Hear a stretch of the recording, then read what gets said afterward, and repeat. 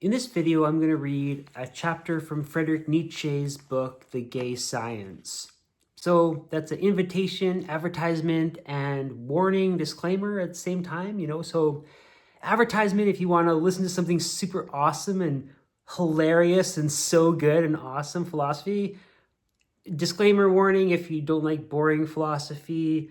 Friedrich Nietzsche, also not everybody's cup of tea. People say he's a really bad writer. Oh yeah, he was probably really power hungry and, just nobody liked him. Well, okay, anyway, disclaimer. Friedrich Nietzsche, okay. The teachers of the purpose of existence.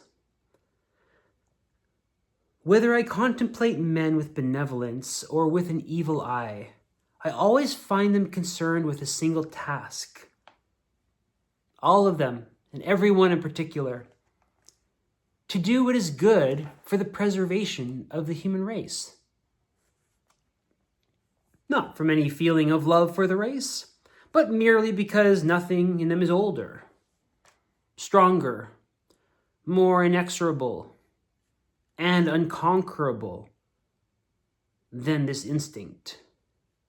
Because this instinct constitutes the essence of our species, our herd. It is easy enough to divide our neighbors quickly with the usual myopia from a mere 5 paces away into useful and harmful, good and evil men. But in any large-scale accounting, when we reflect on the whole a little longer, we become suspicious of this neat division and finally abandon it. Even the most harmful man may really be the most useful when it comes to the preservation of the species. For he nurtures, either in himself or in others through his efforts, instincts without which our humanity would have long become feeble or rotten.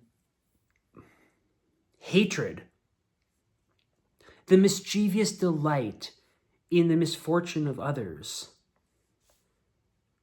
the lust to rob and dominate, and whatever else is called evil, belongs to the most amazing economy of the preservation of the species. To be sure, this economy is not afraid of high prices, of squandering, and it is on the whole extremely foolish. Still, it has proven that it has preserved our race so far. I no longer know whether you, my dear fellow man and neighbor, are at all capable of living in a way that would damage the species. In other words, unreasonably and badly. What might have harmed the species may have become extinct many thousands of years ago and may now be one of those things that are not possible even for God. Pursue your best or your worst desires, and above all, perish. In both cases, you are probably still in some way a promoter and benefactor of humanity, and therefore entitled to your eulogists, but also to your detractors.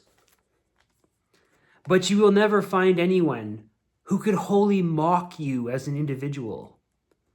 Also, in your best qualities, bring home to you the limits of truth, your boundless, fly-like, frog-like wretchedness. To laugh at oneself as one would have to laugh out the whole truth? To do that, even the best so far lacked sufficient sense for the truth. And yet the most gifted had too little genius for that. Even laughter may yet have a future. I mean, when the proposition, the species is everything, one is always none, has become part of humanity, and this ultimate liberation and irresponsibility has become accessible to all at all times. Perhaps laughter will then have formed an alliance with wisdom. Perhaps only gay science will then be left. For the present time, things are quite different.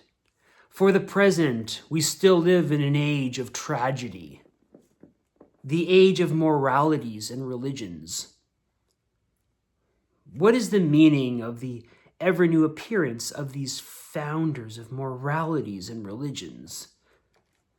These instigators of fights over moral valuations, these teachers of remorse and religious wars. What is the meaning of these heroes on this stage? Thus far, these have been the heroes, and everything else, even if at times it was all that could be seen and was much too near to us, has always merely served to set the stage for these heroes, whether it was machinery or coulisses, or took the form of confidants and valets. The poets, for example, were always the valets of some morality.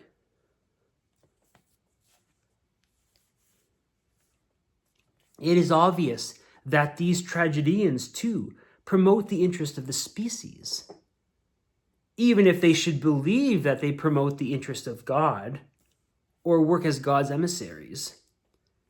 They too promote the life of the species by promoting the life in faith. Life is worth living. Every one of them shouts, there is something to life. There is something behind life. Beneath it, beware. From time to time, this instinct, which is at work equally in the highest and the basest men, the instinct for the preservation of the species, erupts as a reason and as passion of the spirit. Then it is surrounded by a resplendent retinue of reasons and tries with all the force at its command to make us forget that at bottom it is instinct, drive, folly, lack of reasons. Life shall be loved because man shall advance himself and his neighbor because... What names all these shalls and becauses receive and may yet receive in the future? In order that what happens necessarily and always, spontaneously and without any purpose, may henceforth appear to be done for some purpose and strike man as rational and an ultimate commandment, the ethical teacher comes on the stage as a teacher of the purpose of existence. And to this end, he invents a second, different existence and unhinges by means of his new mechanics the old, ordinary existence. Indeed, he wants to make sure that we don't laugh at existence or at ourselves or at him.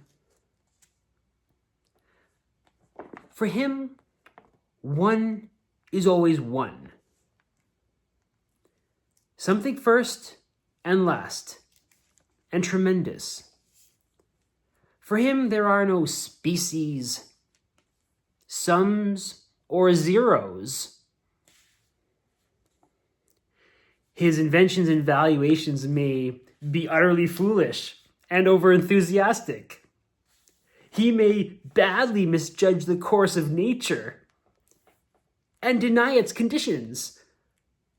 And all ethical systems hitherto have been so foolish and anti-natural that humanity would have perished at every one of them if it had gained power over humanity. And yet, whenever the hero appeared on the stage, something new was attained. The gruesome counterpart of laughter, That profound emotional shock felt by so many individuals at the thought, yes, I am worthy of living. Life and I and you and all of us became interesting to ourselves once again for a little while. There is no denying that in the long run, every one of these great teachers of a purpose was vanquished by laughter, reason, and nature. The short tragedy always gave way again and returned into the eternal comedy of existence. And the waves of uncountable laughter, to cite Aeschylus, must in the end overwhelm even the greatest of these tragedians. In spite of all this laughter, which makes the required corrections, human nature has nevertheless been changed by the ever-new appearance of these teachers of the purpose of existence. It now has one additional need. The need for the ever-new appearance of such teachers and teachings of a purpose. Gradually, man has become a fantastic animal that has to fulfill one more condition of existence than any other animal. Man has to believe, to know, from time to time, why he exists. His race cannot flourish without a periodic trust in life, without faith in reason in life. And again, the human race will decree from time to time, there is something at which it is absolutely forbidden henceforth to laugh. The most cautious friend of man will add,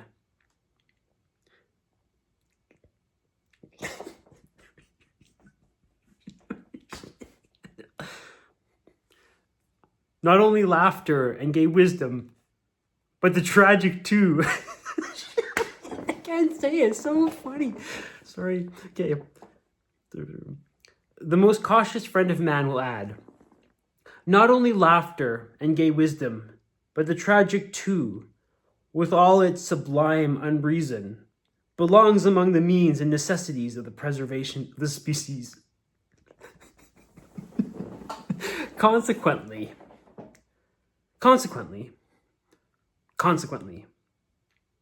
Oh, do you understand, my brothers? Do you understand this new law of ebb and flood? There is a time for us too.